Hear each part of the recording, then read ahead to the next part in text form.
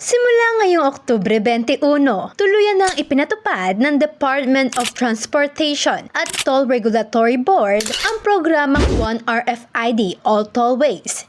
Isang hakbang na magpapahintulot sa mga motorista na gumamit ng iisa lamang na RFID account sa lahat ng toll expressways sa Luzon.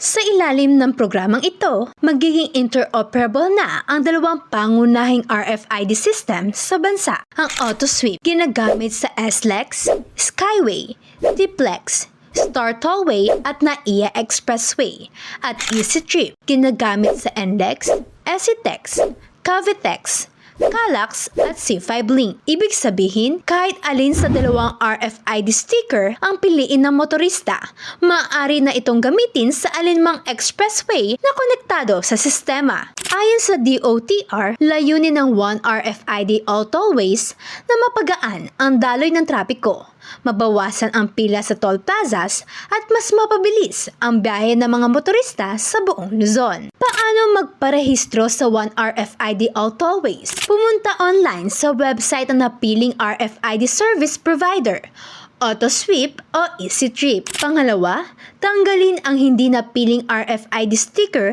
sa mga otorisadong customer service centers. At pangatlo, mag-load sa iyong napiling RFID account at maaari nang gamitin ito sa lahat ng expressway. Pinayuhan ng TRB ang mga motorista na suriing mabuti ang kanilang account status at siguraduhin may sapat na load bago bumiyahe upang maiwasan ang abala.